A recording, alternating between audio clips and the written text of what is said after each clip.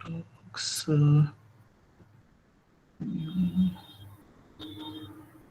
ITDM. Okay, nearest neighbor. Yeah.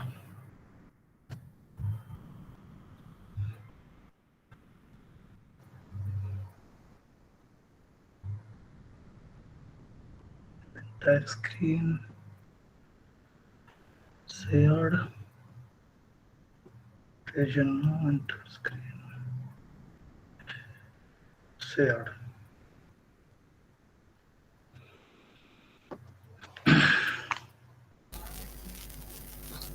Yeah. So I have already shared my screen. Can somebody just Yes, yes, it's check and it's confirm me?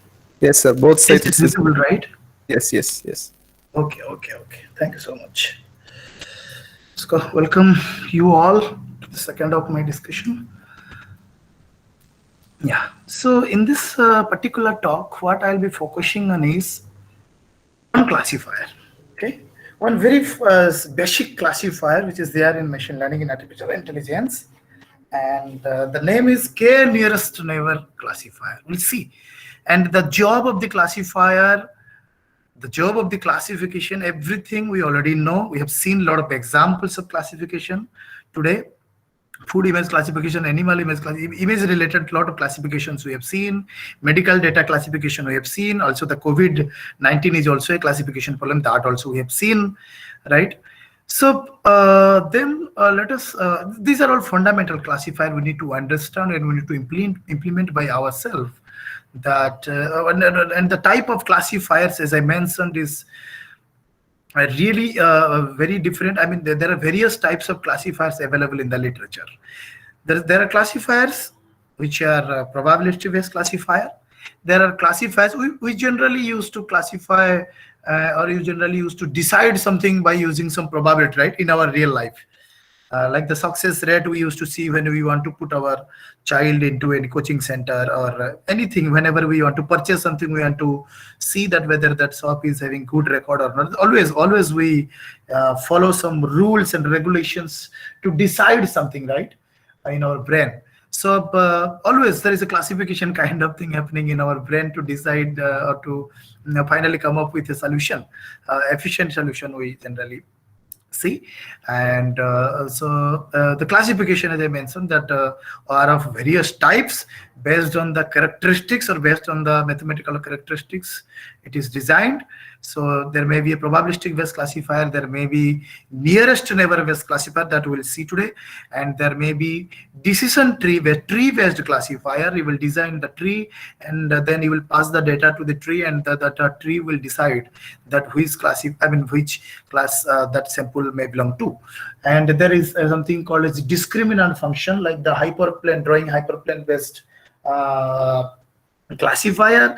There is something called as ensembling classifier. How can you ensemble all the classifiers to come up with? People are talking about something called as begging, boosting. So for that, I would like to show you one article published in the year 2014 in JMLR, Journal of Machine Learning Research, which is one of the finest journal in the domain of machine learning, which I'll show you.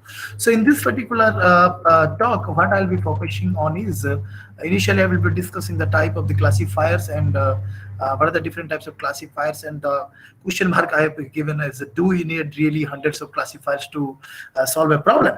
Because there are a lot of classifiers available in the literature and you are solving right now, let's say COVID-19 problem. Then how will you know that which classifier will work for your problem? So then this is again a concern, right? Always that what type of classifier. Again, you need some domain expertise for that. And because data visualization is not possible all the cases. Whatever the data I could show you in a 2D graph, that was two-dimensional data, right? But in real life, as I mentioned, that we may have thousand number of features for a particular sample. So then how will you visualize the data? So visualization of data is itself is a research area in the domain of machine learning. So then we'll be discussing the introduction to KNN algorithm, and first the basic notion behind this KNN algorithm. Then one of the important, again, thing we will discuss today, that these classifiers are coming under again those two categories, lazy learners, and some are called as eager learner. We'll see what's the difference between this lazy learner and eager learner, and which of the classifiers are coming under lazy learner category and which of the classifiers are coming under this category also we'll see. And finally, we'll discuss something called as the algorithm, the steps required to solve a problem or to solve a classification problem using k nearest neighbor. And very famous notation is KNN. And there is a parameter here which is known as k. That also we'll see how will you decide the k value given a type of problem. Sorry. So this is what, if you look at this is article name which I have listed in this particular slide, that the title is nothing but do we need. See the title of this paper, or the title of the research paper, which is published in 2014, that do we need hundreds of classifiers to solve real world classification problem? Because there is not a single classifier available in the literature, right? So there is a maybe I will just tell you, I don't know whether you will believe or not. So since the paper was published in 2014, and if you look at that, how many classifiers they reported in their paper, it was a very lengthy paper, and the contribution was like, there is no contribution, there is nothing new in this paper, but the thing what they did is really commendable. Why? Because they could able to report that there are 179 classifiers existing in the literature, and they divide all the classifiers into 17 different categories based on the characteristics. Okay, so can you just believe right now that there are 179 number of classifiers exist, and right now we are, let's say, solving a problem of COVID-19 classification, then which classifier you will decide for classification of COVID-19? Is it an easy thing for us? And what they did exactly in that paper is they did a comprehensive study on all the classifiers.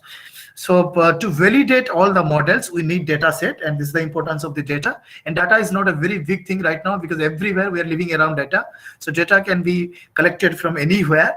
And there are so many websites, there are so many resources available in the internet where you can collect the data, right? And there is a very well-known repository, data mining repository, which is called as UCI repository. I hope you might have, some of you might have heard about this term called a UCI repository. So here you will find a lot of data sets, and which will be helpful to validate the models, whatever is already there, or let's say you have designed a new model, that also you can be used to validate the model. Okay, these data sets, multiple different types of data sets are there, having 4 features, having 150 samples, having 50 features, having 100 features, having 2 class, having multi-class. Lot of things are there, lot of varieties are also there. So what they did is, can you just believe, so we can apply a classifier over 2-3 data sets, then we'll get bored, right? Who will apply all these data sets over the classifiers? Who will validate all these things? Let us pick up 3-5 classifiers which are regularly or commonly or extensively used in the literature, like KNN, naive Bayes, SBM, neural network. Let us just pick up randomly based on our experience or based on the domain expertise, and then just simply put it on some of the data sets or on your own data set, whatever you have developed, so that you can apply and you can validate your model accordingly.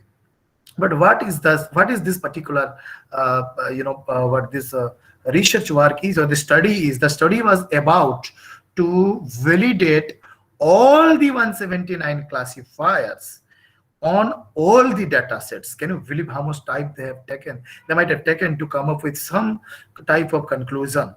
So finally they come up with one conclusion. Okay, so it is a suggestion only. It is a suggestion only from their side, that whenever you are solving any classification problem using conventional machine learning algorithm, please go through, or please try to apply these 3 algorithms first, or these 3 classifiers first, which are nothing but random forest, which is nothing but a variant of a decision tree.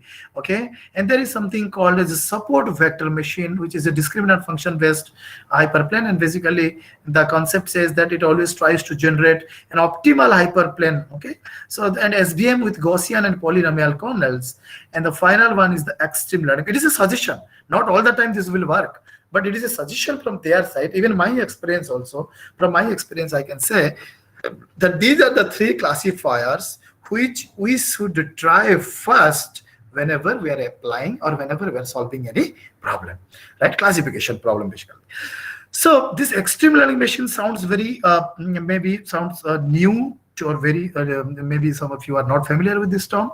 So this extreme learning machine is a kind of a single layer feed forward neural network, and this extreme learning machine is a randomized learning algorithm for training single layer feed forward neural network. So single layer feed forward neural network means it contains only one hidden layer, and there are a lot of research, there are a lot of papers.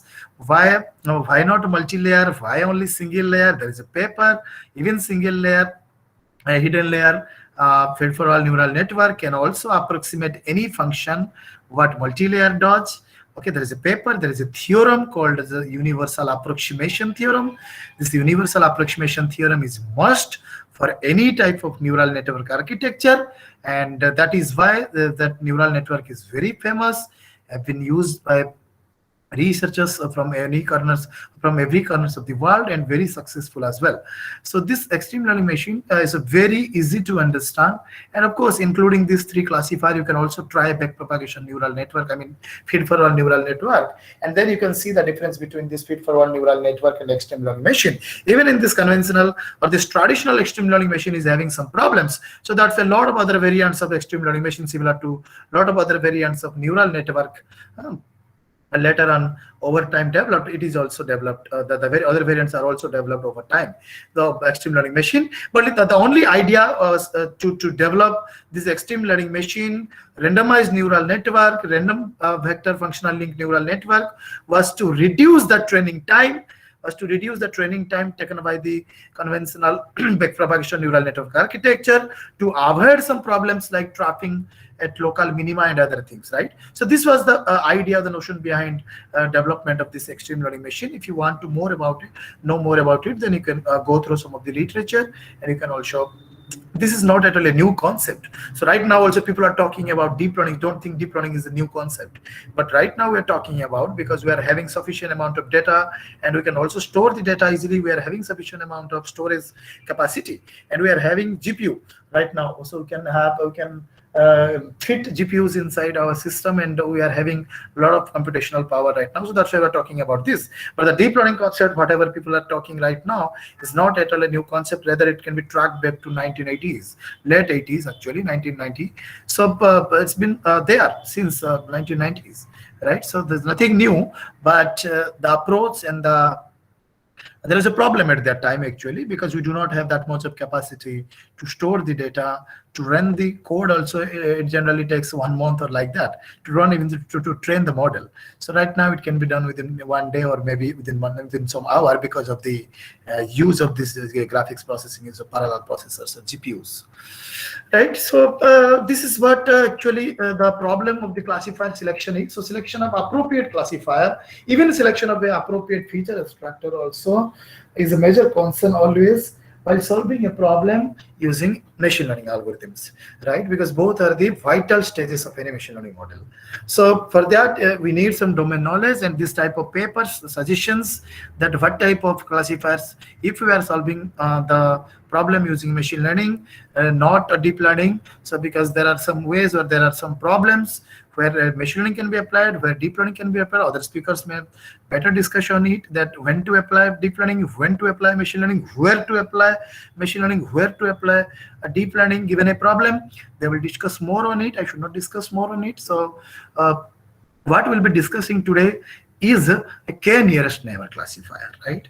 K-nearest neighbor classifier. So let us start with some of the few points which are required for for designing this k-nearest neighbor algorithm, right? And later we'll also solve a problem. I'll give you a question or an example to you, and you will decide and you will classify, like, because if you can solve a small problem, you can go to your home, and you can write and you can implement the code, and tomorrow morning you can also share the code with us. So this is what the challenges in machine learning is.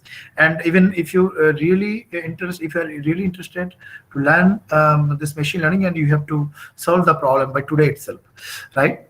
Okay, so we'll discuss later on what the problem is. So KNN is a very simple concept and a very simple classifier. Okay, it's called as a non-parametric based algorithm, non-parametric based. Okay, but naive Bayes is a parametric based classifier. Why? Because there is the naive Bayes classifier. You've seen that the probability distribution, everything should be known to us, the mean, that covariance, and everything you have to decide from the data itself. Okay, here nothing is required. So what we have is simply data is provided to us. The data is nothing but the data matrix, the feature matrix we have. Just imagine that there is a matrix. Imagine there is a matrix, and the matrix is having some number of rows, some number of columns. The rows contain samples. This is my convention. You may also think it in a reverse way, that rows, columns contains what is that, samples. But it's my convention is always row contains the samples, and the column contains the features, and the last column contains the class level, the corresponding class level. Let's say x1, x2. X1 is a first sample, x2 is the second sample, x capital N is the last sample. So similarly, x1 is having d dimension. That means x1 is having d number of features, small d number of features, right? Let's say 4. So x1 is having 4 number of features. So similarly, x1 is associated with one class level, y1. x2 is associated with y2. Similarly, xn is associated with small yn, right? So this is what we have only. Okay, we have only this much of data, and we have nothing. We do not have any prior information of the distribution and all other things. So now the question is, how will you design, given this data, how will you design a k-nearest neighbor algorithm, and what are the steps to be followed? Fine. So it is called as a lazy learner. So the KNN is called as a lazy learner. Why? Because you will see later on, you will not generate any model from the training set. Like I told you that in an example, that how to draw a straight line. There you are learning. There you are learning a straight line. Initially the straight line was somewhere else, and later on it will be there in the right position, right? And that means you are learning, you are training the model, and that's why training the model means y is equal to mx plus c, and you are all the time you are tuning the parameters n and c. And in case of machine learning, we call it as a W, the symbol as a W and P. You are tuning it until and unless it gives a good straight line or good separable place. So good separator. And at that case, and we are learning it. Okay, from the training set, we are learning something, we are optimizing something, the parameters. Okay, so that is why those type of classifiers are called as eager learner. But here right now I have not yet discussed the steps. So once I discuss the steps, you will easily get to know what exactly a lazy learner is, and why it is called a lazy learner, because we are not learning anything here. Okay, simply I will not discuss right now, I will discuss later on. So classification here is performed based on the basis of its nearest neighbors. Fine. Classification is performed based on the basis of its nearest neighbors. We'll see how nearest neighbors will be helpful in classifying an unknown sample, right? And there are two important features over here, characteristics. It requires no pre-processing of the labeled sample set prior to their use. Many of the classifiers requires pre-processing to generate good results, like and sometimes in SVM and sort of neural network we used to provide and the sample or the values, the input values to be in between 0 to 1 or -1 to 1 to behave properly. But here we do not require that much of thing, and it is really important. So KNN is a very, very old classifier, but still very extensively used in the industries. Okay, so it is important and good for data sets which has noise and some variability as well. Okay, so let's discuss a little bit about this lazy versus eager learning. So lazy learning is otherwise called as instance-based learning. So what it does, what this type of learners does is it simply stores the training data. In training, nothing will happen. Only you will divide the data set into training and testing, okay? And nothing will be done. And then directly you will decide a class level for a testing sample by using the steps, whatever the lazy learner is having, right? So we'll see it later on. So you only require some minor pre-processing. If I mean, some of the lazy learners even do not require this one. Okay. So that's why I've written over here that simply stores training data. Okay. It doesn't learn anything, right? Simply stores the training data, and nothing else is required for your using training data. But in other, like in eager learning, you have to design the model using the training data, design the tree, design a hyperplane using this. So that's the difference. Fine. So that is why, and then simply stores the training data and waits until it is given a test sample. Fine. So less time is in training because we are not doing any training, but more time in predicting. That also we'll see later on. That how more time is required in predicting and less time in training means in training we are not doing anything, right? We are simply storing it in a variable or in a metric, simple. But in contrast to this lazy learning and eager learning, what we're doing, I have already given the examples like neural network, dysentery, support vector machine. Given a set of training set, it constructs a classification model before receiving a new data to classify, like we have seen earlier, that you will generate a model or you will build a model with the help of the training set provided to you. Fine. So that means training will happen. And then later on that model will decide the class level of the the test samples. So that means here, more time in training, but less time in predicting. One sample I'm talking about. Okay, because once training is done, the parameters are trained. So basically training in neural network means what? Or in SVM means y is equal to wx plus b. And in training, we are searching for the best value or the optimized value of w and b. And once you get that value of w and b, and you will simply, and you are having x, that is nothing but the test sample, let's say x1. And can you calculate y1 easily? Yes, you can calculate, because the function is y is equal to wx plus b, and the first test sample is nothing but x. W is already calculated, b is already calculated. I will simply put the value in the equation and get the output, right? And so that's why it is less time in predicting. Let us discuss the key idea behind this k-nearest neighbor algorithm. So for that, just look at this figure first. So do not just forget about the circles, these concentric circles. Okay, just forget about it, the circles. Just look at the samples of two different classes shown in two different colors. One is yellow, okay, and one is in purple color. I am not sure whether it is purple or not, but it looks like a purple color, I hope so. Okay. So 5 samples from red class, 5 samples from purple class, let's say. Class A and class B. Just look at this. Okay. So what I want is, I want to classify a new sample which is there in red color in a star mark. Okay. I want to classify this sample into any one of the class, either class A or class B, of course, because there are 2 classes. So it may be of either yellow class or purple class. So then how will you decide? Using k-nearest neighbors. What's the key idea behind designing this k-nearest neighbor? So what you will do is, you will calculate the nearest neighbor of this particular red sample. Okay, nearest neighbor. How many? That will be decided by the user, means you. Let us consider, I have taken 3. Then which are the three different samples closest, or the neighbors of this red sample? Of course, this one, which I have shown inside the inner circle, if you can see. one yellow, two purple. Of course, the distance. And this distance can be calculated, you know that very well, right?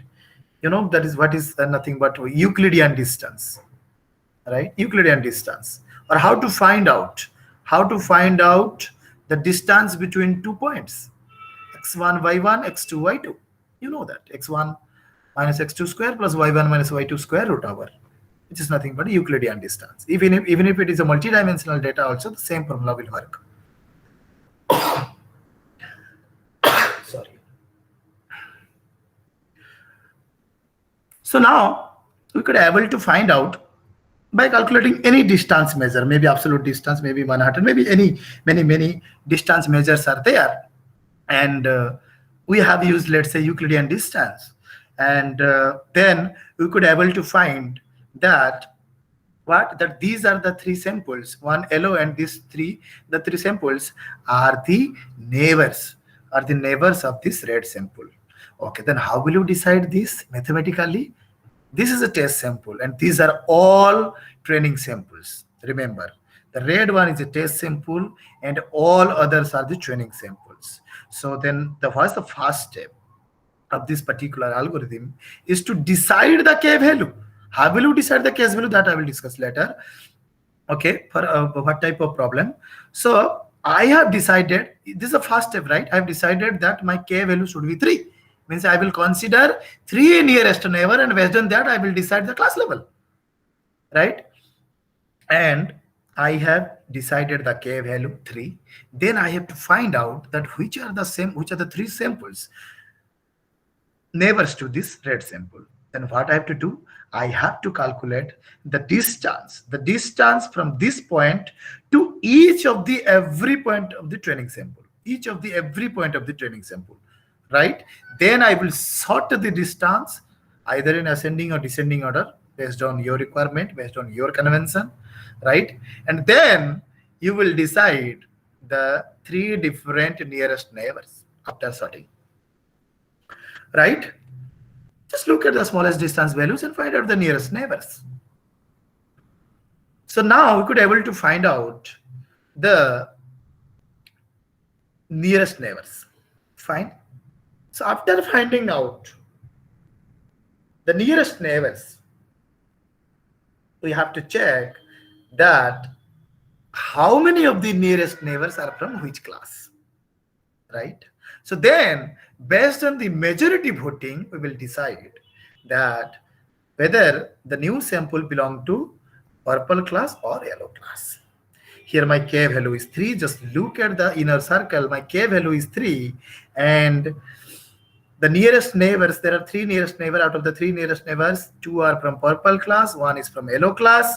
So that's why my new sample will belong to which category?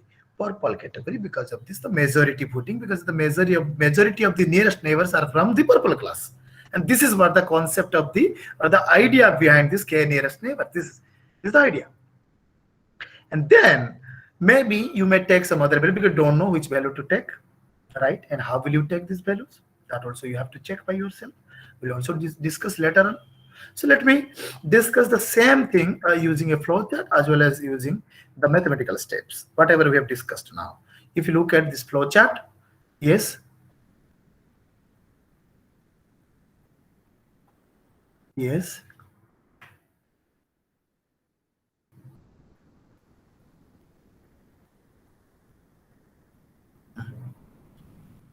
Yes. That we'll discuss. That in this case, how this is a 2-class classification problem. So if we take even values, then what will be the problem? And if we take odd values, what will be the problem? That we'll discuss. So yes, of course, you have asked the correct question.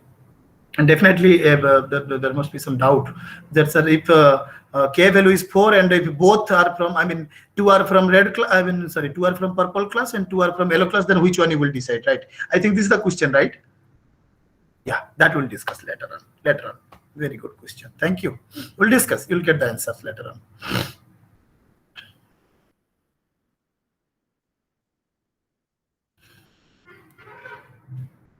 Yeah. So let us discuss the steps. The flow chart. of this particular basic steps which are required for this k nearest neighbor algorithm. So as I mentioned, initially we have to initialize the k value. Fine. So after initializing the k value, what you have to do? Now you have to calculate the distance. You have to calculate for every test sample. So you will pick up one test sample, and then what you will do? And you will assign a class label to it based on the distance measure, setting, and the nearest neighbor, right? So the initial step is to just set the k value. How will you set the k value? How will you break the tie? Like madam has asked one question. If there is a tie, then how will you break the tie? So that also we'll discuss later on. So let us first discuss the conventional steps for k nearest neighbor. Then we'll decide that one. Then this compute the distance. So which distance? Now test distance from each training instance. So you have to calculate the distance of this point from each of the training point. Each of the training point. Fine. So then sort the distances. You have to sort it. Either order, it may be in descending or ascending. It depends upon you. And if it is in ascending order, then you have to take, let's say my k value is 3, then I have to take the first 3 and the values. See, the values are not the important thing for us, right? For which the value is minimum, for which sample the value is in minimum, that is important. The value is not important to us right now because we want to find out the levels of the neighbors, right? Neighbors. So once you decide the neighbors, so we'll not use the value, right? What we want is the levels, right? The levels. Sort the distances. Let's say D1, D2, D3 is the distance from first point to the first training point. D2 is the first to second training point. D3 is that testing sample to the third. Like that, you have sorted, right? And then you have found out that these 3 are the k nearest or the 3 nearest neighbor of a particular test sample. So then what you will do? You will simply apply majority rule, that how many out of these 3, how many are from which class, and based on that you will decide the class level. This is what very simple, and mathematically if we define the same thing in this way, right? So you see what you will do. Given C classes, so this is the way you will find the algorithms written in any book, right? So then how will you understand this type of algorithms or this type of notations if it is written in any book or any blogs or any paper, research paper? Given C classes, we don't know that what type of problem we will solve. Maybe it will be a multi-class classification problem, or maybe it will be a binary class classification problem or 2-class classification problem. So whenever we are writing any algorithm, so we have to write it for generalized way. Okay. Given C classes, Ci, where I varies from 1 to C, that means there are small c number of classes, and a test sample Y. A test sample Y whose class level is unknown. We don't know the class level, and we want to predict it from the k nearest neighbor algorithm, right? And there are n training samples. There are n training samples like x1, xj. Xj here, j varies from 1 to n, like from 1 to n, x1, x2 up to x capital N. So this is what the input we have. So whenever we are defining some algorithm, that algorithm should have some input and should have some output, right? And this is nothing but the input to the algorithm. And one more thing is the k value as well. So the very first step in this KNN algorithm is nothing but initialize the value of the k that we already discussed.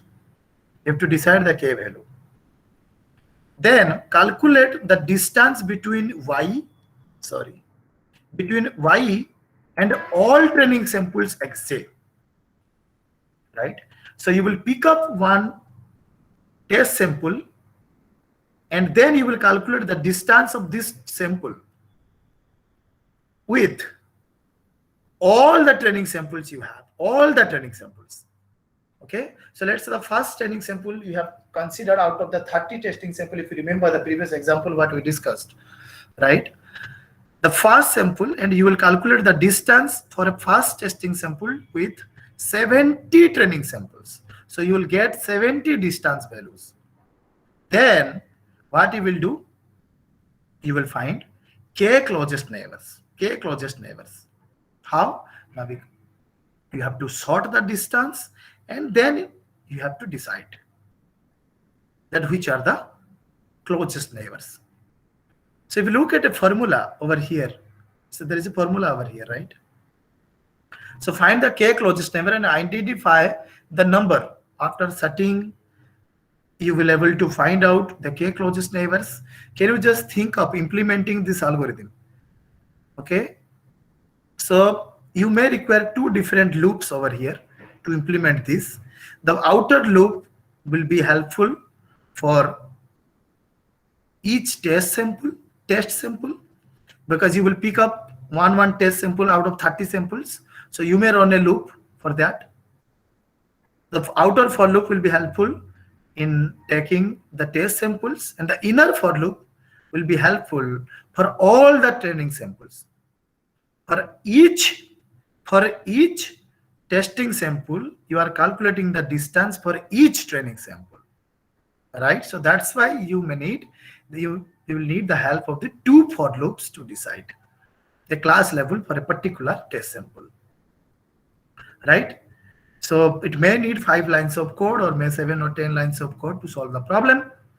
Okay, even if today night, if you can see it, you can also implement the same algorithm, because the lines or the steps are very easy to understand, right? So once you calculate the distances, then you will sort it, then you will able to find the k closest neighbors. You sort it either in ascending or descending order. Let's say ascending order. Then you pick up the first 3 and then you find out the class level corresponding to those with distance values. Okay, the class levels. And if you look at this formula over here, find the k closest neighbors and find the k closest neighbor and identify the number ni, where I varies from 1 to c. N1 means the number of samples in class 1. Like in this case, N1 and N2. N1 is 1, N2 is 2. Why? Because out of three nearest neighbors, class 1 contains only one nearest neighbor. Class 2 contains 2 nearest neighbors.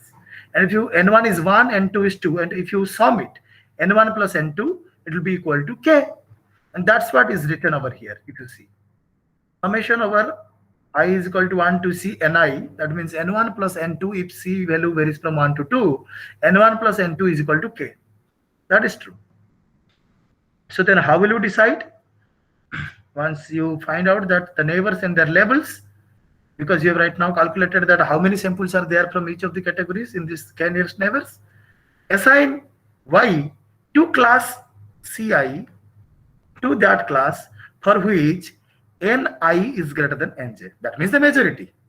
Right? That means the majority. Y is assigned to the class, mathematically it is written. Y is assigned to the class in which the majority of the k closest neighbors belong to. Right? I hope you understood the steps clearly, but still I will give you one question, okay, and you have to find out the answer and tell me. Okay, we'll see it later on. So let us just discuss that how to choose the k value. Okay, and that depends upon the type of problem you are solving. If the problem is a binary classification problem, remember, if the problem is a binary classification problem, so then what will happen is you should always consider the k value as an odd value. It should not be a multiple of c. Okay, k value should not be a multiple of c in any case. But for a two-class classification problem, k value should be an odd value. Okay, so in this case, we were solving a binary class classification problem, classification of red and this purple and this yellow class, and we will not consider any even value. Rather, we will consider odd value. Otherwise, there will be a problem. There will be tie. Okay. In this way, you can avoid these tie cases in case of two-class classification problem. However, if the problem is a multi-class classification problem, even this odd value will not work. So let us consider one case. Just consider one case. Okay. My K value, let's say I'm solving a 3-class classification problem. I'm solving a 3-class classification problem, and I have considered K value as 5. If it is a binary class classification problem, then odd value will work. Okay. You will not find any tie cases. But if it is a 3-class classification problem and my K value is 5, fine. Let's say my K value is 5, and out of this K value 5 means 5 nearest neighbors. And let's say in one situation, what I could see is my class 1 contains 2 nearest neighbor, class 2 contains 2 nearest neighbor, and class 3 contains 1 nearest neighbor. Could you imagine? It's a 3-class classification problem, class 1, class 2, class 3. My K value is 5.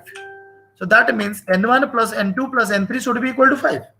And let's say N1 is 2, N2 is 2, and N3 is 1. In this case, you will not find N1 is greater than. So now the case is N1 is greater than or equal to Nj, like similar case. Because both the classes is having value 2. Then how will you decide? Yes, one is having 1. So that means it will not be a class 3. The new sample will not be classified to class 3, but may be classified to C1 or C2. It's a multi-class classification problem. And again, we have taken also odd value, but still it is not working, right? And still there is a tie case. So then how will you avoid the tie case in this case, right? So how will you avoid this tie case? You have to follow this logic. This is one of the ways to avoid the tie cases in case of multi-class classification. Okay.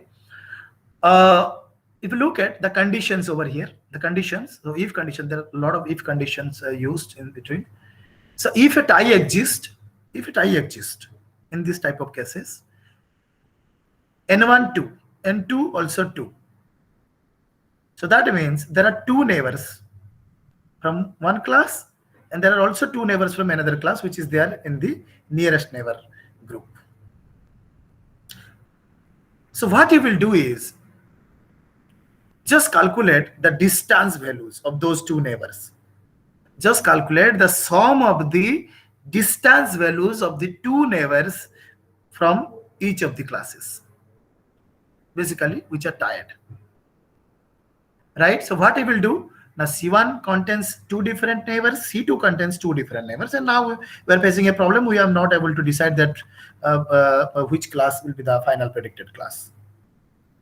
Right? So what we will do is simply we will calculate the distance values or the sum of the distance values for the 2 neighbors in class 1, for the 2 neighbors in class 2.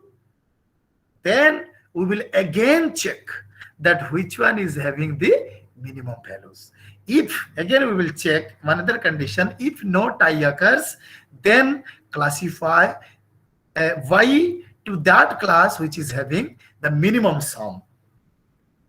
Could you able to understand? I hope you, because it is not that difficult to understand. Simply there are, let's say, 5 neighbors. Yeah, let's say there are let's say we are considering these 2 and these 2. Okay, these 2 and these 2. So what you will do is simply let's say these 2 yellow and these 2 purple. So you will calculate the distance for this, calculate the distance for the, already you have calculated the distance for this, you have calculated the distance for this. So now you are having a problem, you are facing a problem that we don't know that this one will belong to this class or this class. So then how will you decide? Now just find out the distance which you have already calculated, this distance plus this distance, and this will become a distance. Okay, and then this distance plus this distance. Then find out whether this sum of the distance values is less than or this or this. If it is less than this, then it will become 2, and then that new sample will belong to this class, or else this belong to this class. I hope you have easily understood this concept. And again, there is a chance of tie even after calculating the distance, right? Of course, it will be a rarest situation, but even if you are facing this type of problem, then there is no solution for this. you have to take arbitrary values, because there are so many random things we have to consider while implementing this machine learning algorithms. So random is good. Random, it seems random sometimes bad, but randoms is good. Random always is good for greater data sets, like bigger, larger data sets. Okay, so but this is how you can decide the k values for a given problem. You have to check that whether the problem is a multi-class or a two-class classification or like that. Okay, and how will you decide these k values? Then okay, it's fine that it's a two-class problem. You will take the odd values. Then again, which value? Odd means which value? It may be 1, it may be 3, it may be 5, it may be 9, anything. Okay, then how will you decide this value? For that, again, you may take the help of the validation set, and you check that the validation error is good or not. Fine, for a particular set of samples, training samples. Just a second. There are different distance metrics basically used. Why it is required? Now, in order to calculate the nearest neighbors. So that is why it is required. Yes. So this is the problem which I want you to solve the problem and tell me the answer. Okay. See the table over here. In the table, the first column is not at all a feature. It's simply the numberings we have given, right? And the next two columns are the features, and the last is nothing but a class label. Fine. So how many samples are there in this data set? It's a very small data set, so that you can easily find out the values as well. So this is a very simple data set. We are having 4 number of samples. For simplicity, I have taken only 4 samples we have, right? And there is a corresponding class label. So by looking at this value, you cannot decide the testing because it is very simple data, and it's a simple data and a small data. You may decide, okay, you may decide that, but still it is very difficult. Still it is very difficult to decide the class level for a new sample, right? Which is nothing but 3, 7. So now the question is, how will you decide the class level? Because we do not know the class level. See, I have not provided to you the class level for 3 and 7, and 3 and 7 is not present over here, right? 3 and 7, the combination is not present. And assume my k value is 3. So I want to find out, I want to solve the problem, or I want to find out a class level, and it's a very simple problem. It's a binary classification problem. Of course, the output may be bad or may be good, but I don't know whether it is bad or good. So try to solve the problem. Try to solve the problem within 2 to 3 minutes. I hope you can do it. The k value is 3. Then what you have to do? So the first step is you have to calculate the distance of this point to every point.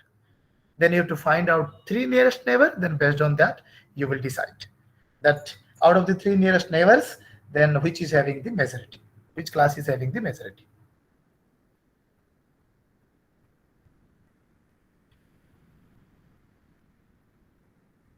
And I want, and do not please do not write the random answers, because even if you will write bad, you are 50% correct. Even if you are right good, you are 50% correct, because there are only 2 classes, right? Please try to calculate it. It's very simple. It's very simple. Only this is very simple. Please try to calculate it within 3 to 5 minutes and tell me the answer.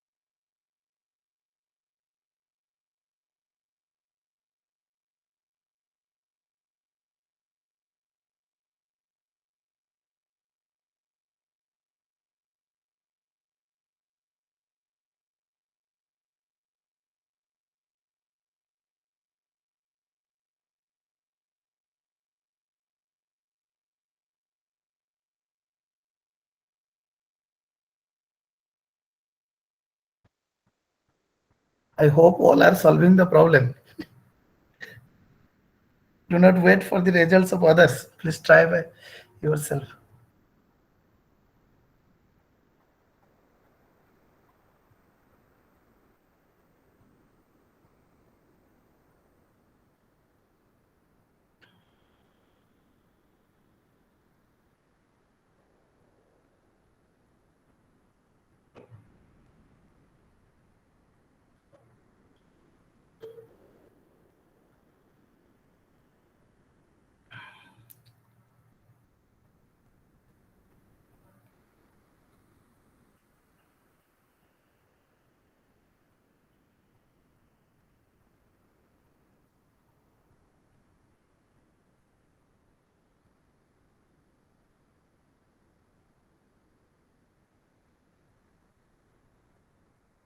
The only thing you have to calculate is nothing but the distance values, right? 4 times you have to calculate.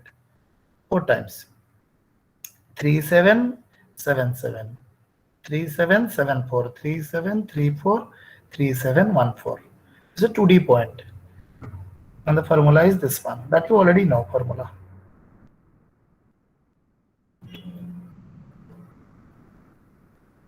Euclidean distance you can apply.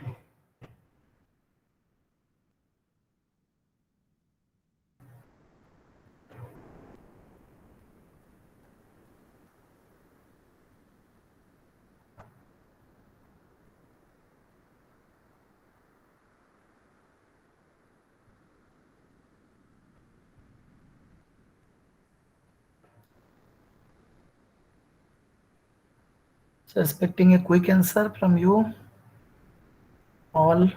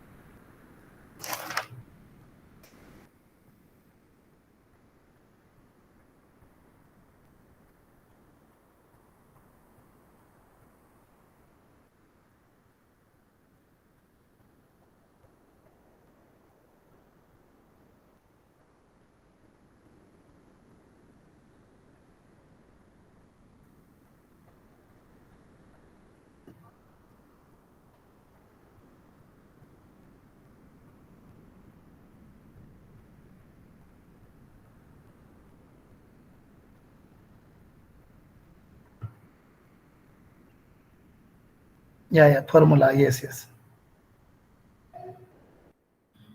a very simple formula, Euclidean distance. The distance between 2 points. X1, x1, x2, y1, y2, then it is x1 minus y1 square plus x2 minus y2 square root over. Okay, can somebody tell me the distance values? The distance values, those we have calculated. I could see some results in the chat box.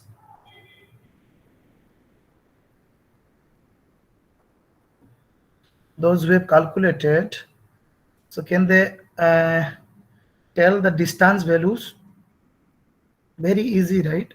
To calculate the distance values one by one for first sample, second sample, third sample, fourth sample.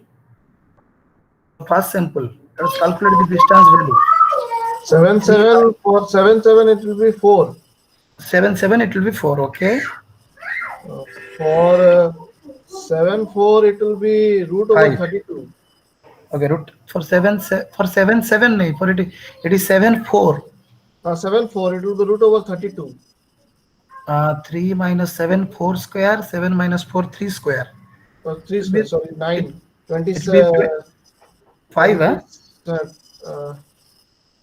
will be 5. And 25 it should be 5, yes, correct, 5. And And one more is For 1, 4, it will be root over 13. Okay, root over of 13. And for 3, 4, it will be root over of 9. Huh? 3. Yeah, that means the output is 3. Root 13, 3, 4, and 5. So root over of 13 means how much? Root over 13 meaning will be around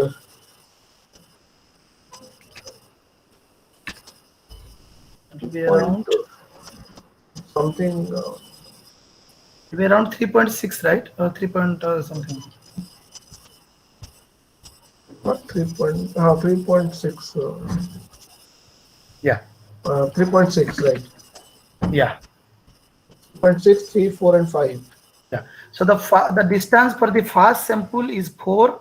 The second sample is 5. The third sample is 3. Fourth sample is 3.6. 3.6 from downward, 3.6, 3, 5, and 4. So if we consider k value as 3, so I will not consider the maximum value, right? The highest value, which is nothing but 5. So what I will consider is the first sample, the third sample, and fourth sample. The first sample, third sample, and fourth sample. And if you look at the class level or the majority, the one sample in that k nearest neighbor, the nearest neighbors are first, third, and fourth. One is bad and both of them are good. So then which one we will decide? The majority is good, right? So this is how you will also implement the problem with a bigger data set. This data set is a very small data set. In the similar way, you will also write a code for solving any classification problem using k nearest neighbor. Okay. I hope you all have got at least some idea that how to solve a problem given a data set, how to calculate the class level for a unknown sample, right? So for three classes, okay, we'll go to a 3D plane, but after that it will become more and more complex. Yeah. I mean, no. To calculate the value, this Euclidean distance can also be look at the formula. See, look at the formula. I is equal to 1 to d. So right now we are having I is equal to 1 to 2. Okay, the same formula will work or can extend up to multiple dimension also, no problem. And whenever we are writing any code, so we are not calculating, right? Computer is calculating, so we should not be worried about that. Only the thing is we have to write it correctly.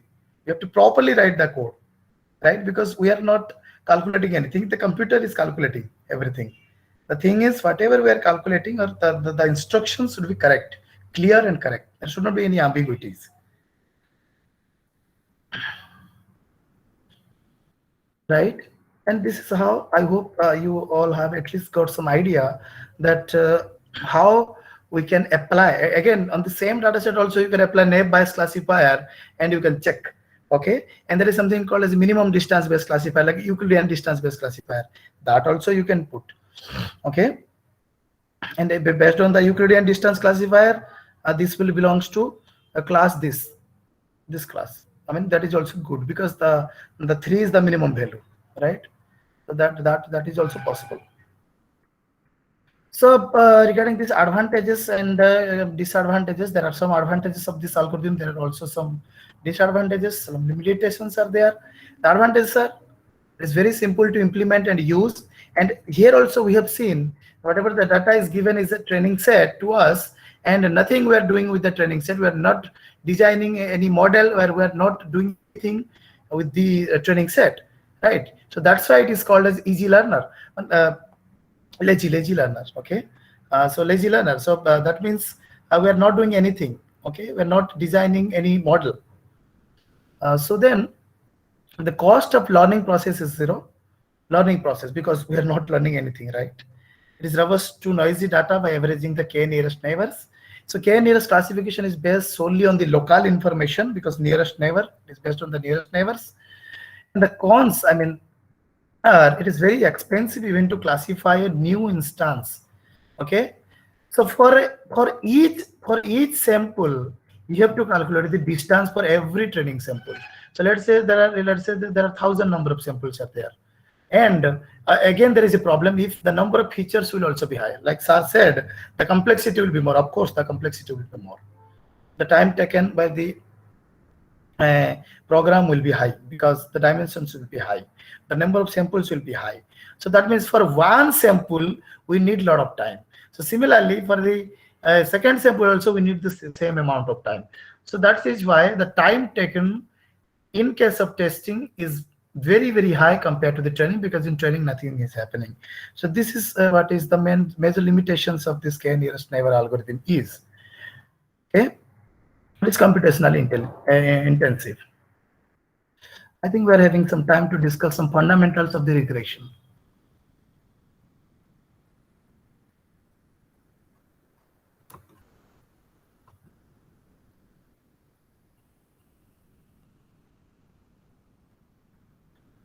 Okay, so if you can remember, I have shown you one slide regarding the supervised and unsupervised. There I have shown you the classification and regression problem, both are coming under the supervised categories. And what's the major difference between this classification and regression is the output values in case of classification is always a discrete value, but the output values in case of a regression can be, should be continuous values that we already know, right? So regression, basically there are various problems which are regression based problems we know in the real world, like dollar value prediction, stock market prediction, the rainfall prediction, tsunami prediction, temperature prediction. So many prediction related things can be related to this. So what we can do is yeah, so let us start with a very fundamental example which I have taken from somewhere. Okay, this is a fundamental example of prediction or regression is. So what is the problem? The problem is to predict the house price. Okay, to predict the house price given the house size, given a house size. The house size is given in terms of feet, if you can see, which is represented in x-axis, and in y-axis the price is written in terms of dollars. Okay, and the samples are represented, these are nothing but the training samples which I have drawn. Training samples, that means what?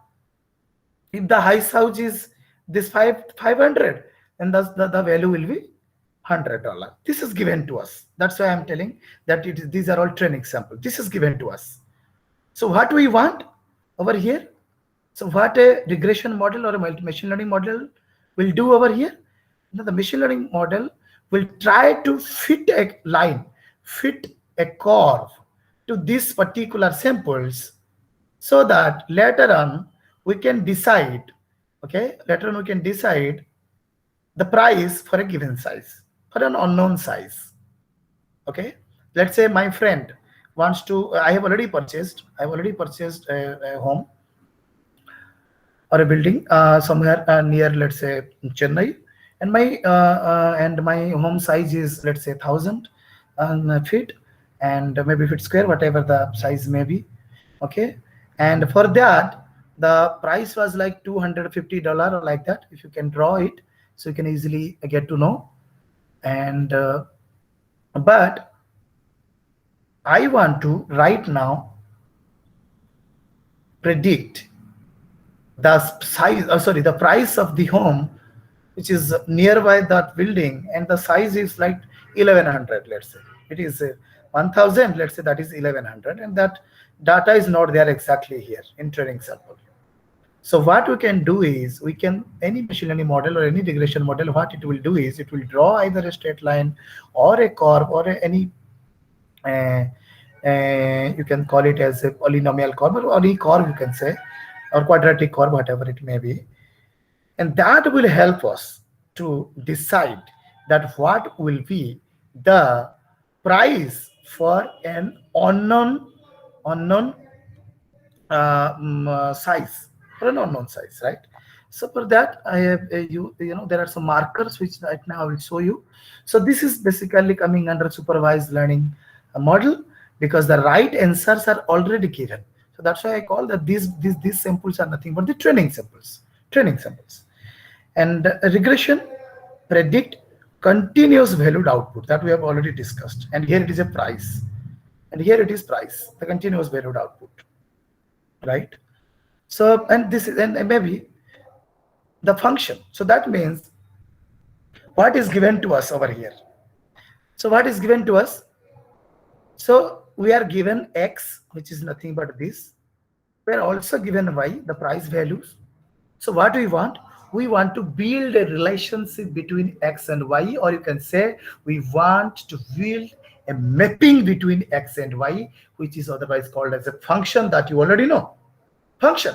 And we want to that function can be represented in terms of a straight line, in terms of a curve, right? And there are so many possibilities, there are so many functions possible over here. Even there are so many straight lines are possible over here that will fit to these points, right? So then the question is, which one you will decide? Okay, which function you will consider as the best function, or which will best fit for these samples. So similarly, here you can see there is a straight line, there is a curve. So there is also possibilities of other straight lines over there.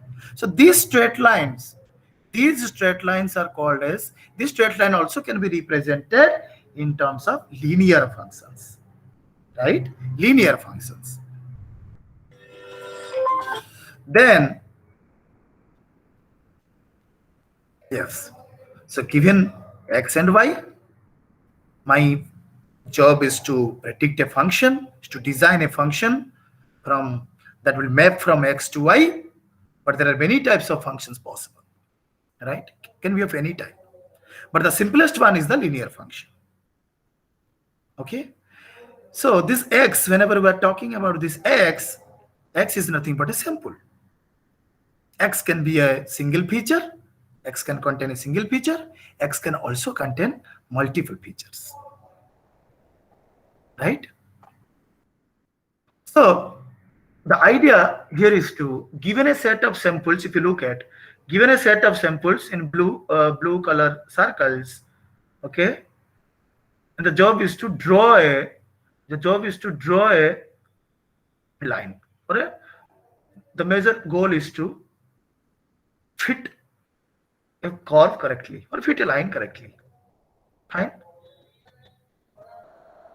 so that you can later on decide for unknown sample.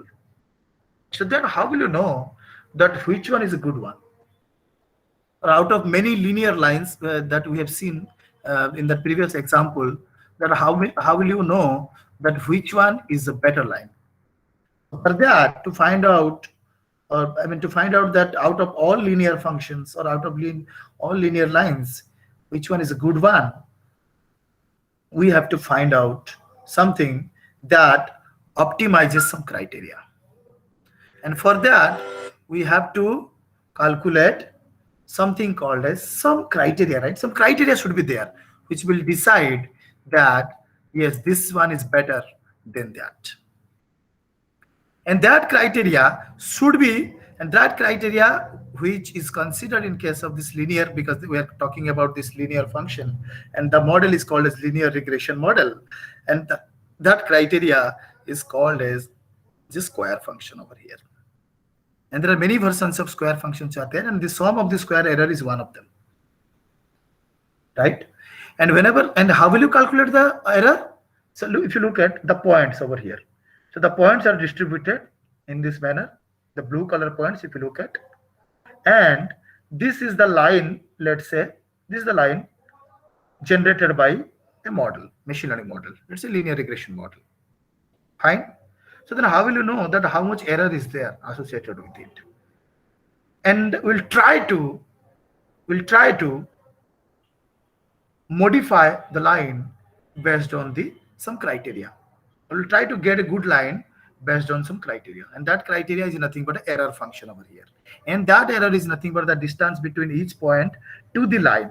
If you look at, how will you calculate the distance between this and this?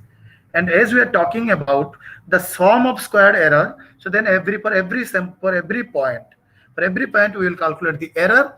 The error means is there, this is the observed value, and this is the predicted value for this point, for this X, for this given X, this is the observed value, the desired value, and this is the predicted value. That you know, because the predicted value will be there on the line. So then you have to calculate the error, that means the difference between this to this point, right? Error cannot be negative, so we want always positive error, so that's why we can consider this as a square error. So then sum of the square error for each of the point. So calculate the error for each of the point, then calculate the sum of the error. So here what is the condition and how the this line looks like, the linear function looks like? The linear function looks like this. Yeah, that we have already discussed, that y is equal to beta 0 plus beta 1 x, that mx plus c, that also you know. So what are the parameters over here? Beta 0 and beta 1. So what's the job of a model over here? To find out the value beta 0, beta 1. X is given, y is to be calculated. So if you can calculate beta 0 and beta 1, then you can, if you can calculate, then you can easily calculate the output values for any unknown sample, right? So this is the job of the learning model over here, to find out the value of beta 0 and beta 1. So this is beta 0 and beta 1, and beta 0, you know, the y-intercept, and beta 1 is nothing but the slope, right? So this condition should be, so what should be the condition? The condition should be, so that means the least square. So the least square regression line is the unique line, such that the sum of the square distance between the data points and the line is the smallest possible, because we want to reduce the error. Okay, so we have to find out beta 0 and beta 1, and the criteria is to reduce the sum of the squared error. This is the criteria, and our goal is to find out what? Our goal is to find out the values, parameters beta 0 and beta 1, where beta 1 is the slope of the line, okay, and beta 0 is nothing but the y-intercept, that you already know in mathematics. Many types of problems are there: prediction of height from edge, prediction of house price from the area, that we have already discussed, prediction of distance from wall from the sensors. So various types of problems are there related to that, can be solved using linear regression model. Okay, so now, so this is again one more example, the similar example, that the price, if you look at the x value and y value, x is the last column. If you look at the last column, this is nothing but the x value, the middle column is nothing but the y value, which is continuous, that you can easily see is the continuous values, the prediction values, even the x value is continuous, and the first one is nothing but the house number, just to give a number, that how many houses are there. So then can you design a linear regression model that will best fit to this data? So let's say this is the training data which is given to us.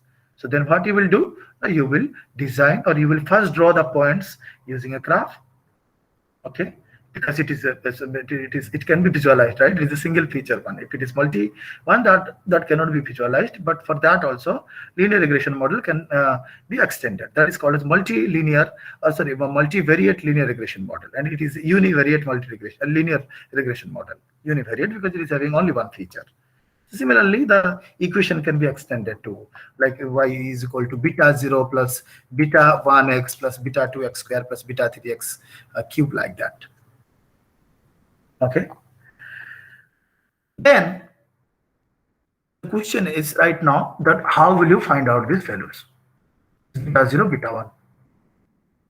Is there a single way or multiple ways are there to find out this? Yes, there are multiple ways to find out this beta 0 and beta 1. Okay. So one of the simplest way is to find out this beta 1 and beta 0 is to solve a least square problem, and this least square problem, and if you can, and how will you find out this? Now to find the value for the coefficients, the beta 0 and beta 1, which minimizes the objective function, and the objective function is here is to minimize the sum of the squared error which is required, right? So what we will do is you will simply calculate the partial derivative of the objective function with respect to the coefficient. Partial derivative of the objective function, okay, del of the objective function divided by del beta 1, and you will keep it when you will equal to 0, then you will find the value as this one. Okay, and one more time you have to make it del of the statement, del of the total criteria divided by del beta 0, then you will get another value. Right, so this is nothing but the direct solution, you can call it the closed form solution of this beta 1 and beta 0, if you look at that. And this x and y that you all know, right? X and y, summation of x and x into y, x, y, x, y, the samples, right? And this for beta 0 is this one. So then, I've actually forgot to put a problem over here, otherwise it will be easy. So given a set of samples, let's say here, given a set of samples, let us consider this case. So given a set of samples, can you find out a line that will best fit for this data? Yes, you can. How? Now first you have to calculate. How will you calculate? First you have to calculate beta 0 and beta 1. Right? So if you can calculate beta 0 and beta 1, so then you will be able to get the straight line. Right? You'll be able to get some straight line, because that is y is equal to beta 0 plus beta 1 x. Fine. So you will be having some straight line. So then for new sample, if you want to find out, and that you know, just put the value of x, beta 0 already calculated, beta 1 already calculated, and just check the value of the y, the predicted value of the y. So this is one of the ways to calculate. And if you want to know more about the details, mathematical details, so then you can go through any book related to machine learning or pattern recognition. Okay. And there is also another way to optimize the beta 1 and to find out these beta 1 and beta 0 values by using gradient descent algorithm. And that gradient descent algorithm is basically those who have already worked with neural network, and they better know that what is a gradient descent beta algorithm. Is basically an optimized algorithm, derivative based optimization algorithm. And in that gradient descent algorithm, and there are parameters like learning rate, and we have to be carefully chosen this learning rate, and there is a chance also to be trapped at the local minima. So this gradient descent, if you want to learn, again, if you can read it out, and it is not that difficult to understand gradient descent algorithm. It's very easy to understand gradient descent algorithm. So there are also now initially you will take some random values of beta 0, beta 1, and you will take some random values. You will start with some random values, then you will finally come up with a optimized value. Right? You will start with random values, then you will update it based on the gradient descent formulae. Okay, and during that updation, you need the help of some parameters like learning rate. And how will you change it? And you have to apply the application of this gradient descent, steepest gradient descent, and then accordingly you will calculate this beta 0 and beta 1 value, right? So because our ultimate goal is to find out this beta 0 and beta 1 value, and then based on that we will design, or we will find a straight line for it. For this, let's say, let us consider this example. So we want to find out the straight line for this, right? And this straight line looks like a pass through the origin. That means that maybe the y-intercept value is 0. Okay. So if you want to know more about it, so you can, as I mentioned, that you can go through some books, fundamental books on machine learning, and it is very easy. This is a concept actually what I discussed, and if you want also you can implement it. It is rather very easy to implement this linear regression model. But this model, so I've only talked about a very simplest linear regression model, which is having only one feature, right? So multiple features, multivariate linear regression. That is also the one case, and one more case is that non-linear, because we have only considered this one, a straight line or the line, right? And that may not fit always good to the points whatever is given to us, right? So for that we may also choose some curves, I mean some different degree of polynomials and other things, and that also may be helpful. And there are different ways. I mean, linear regression. There are different types of regression models are there in the literature. So even neural network can also is a very good regression model. So that you have to go through all types of regression. But this is a basic regression model we have discussed. And there are the neural network based regression model, support vector regression. Even sometimes people are using decision tree, basically used for classification. Even k nearest neighbor, basically people use for classification. So can we use this k nearest neighbor for regression problem? may not be impactful all the time, but it can. So that's, you have to find out this type of things, that whether the algorithm what is helpful for classification, can we apply the same type of algorithm for regression? And that extreme learning machine, which I have already discussed, that is also very good for this regression problem. So this is what the today's discussion is. I think the time is 1:20. I think the time it was 1:15, right, madam? That's right. Yes, sir. Yes. Yeah. If the participant is having Yes, sir. is any question, then they can ask. Uh, One to question I I can would answer, or like, they can also send me the questions. the floor Yeah, is I could open. see some questions on the comment box. Sir, can you explain the calculation? Here you can select the third option. That we have already discussed. That the problem, I think, whatever the problem we have discussed for k nearest neighbor, I hope Lily ji, Lily ji has already got the explanation idea. I mean the calculation, how we did the calculation for this k nearest neighbor problem. Okay, and logistic regression. Some has asked a question, the logistic regression. So although the name is logistic regression, but basically it's a classifier. Logistic regression, maybe some other speakers will discuss on it, and it's a very simple one also to understand. Okay, it's not that difficult. Once you know the concept of the classification, I mean that the various ways of classifications are there. Today madam has discussed a probability based classifier, right, which we generally use in our real life always. And one is the nearest neighbor based, we have seen today. And this neural network support vector machine are the drawing the straight line, drawing a hyperplane based. And there is something called as a decision tree based. How will you design a tree based on the training data? So given a training data, you will design a tree, then the tree will decide. Then there is something called as random forest, right? Random forest. So a random forest, again, there is a collection of then trees. Okay, if one tree is not sufficient, then what you will do is you will collect, you will take a number of trees, and then based on the majority vote, because every tree will give you one result, and then you will combine the result, and finally based on the majority voting you will decide the class level. So again, there is something called ensembling learning. So similarly, logistic regression is also a classification technique. So you just go through it, and you will able, I don't know whether other speakers will discuss or not, but these are all very fundamental things which you can easily understand.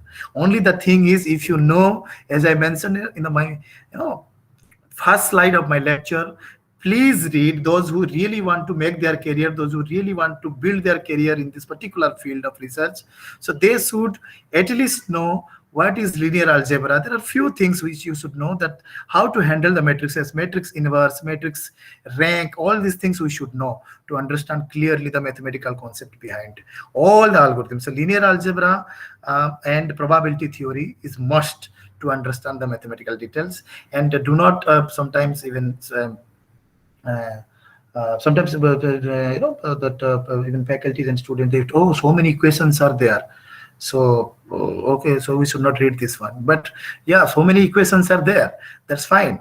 But for implementation, we need only the last equation, right? For implementation, there are so many derivations in neural network. Okay, for finding out this optimized value, or for optimized value of these weights or biases, whatever there in the neural network, so many are there. Understanding all those mathematical equations is very important, right? But implementation is the easiest thing ever. Why? Because in implementation, we only need the last equation. We do not require any derivations in the implementation. That because we need the final equation, and based on the final equation, everything will be changed, right? So this is my end of my lecture. I think other link, let's check, is there any other question? No, so no other question. So thank you so much for listening to me, for your patience. And at last, I would thank Professor Uma Rani for inviting me, ma'am. Yes, sir. Once Sir, again, thank you. I just ask participants, if there is any question, you can ask from your side. Are there any question from your side? I think no. Or else, I have written my email ID in the chat box. Yes. So They can also contact me later, and I will definitely reply you back within 36 hours. I should thank to Dr. Deepak Ranjan for informative session today.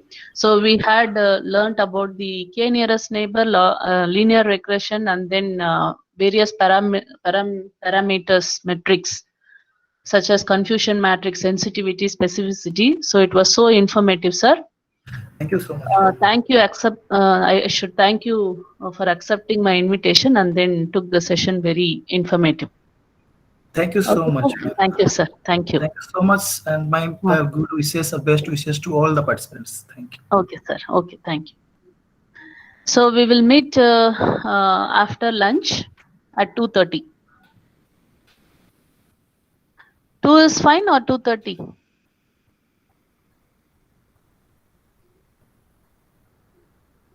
2:30. Okay. 2:30 we will meet. Thank you.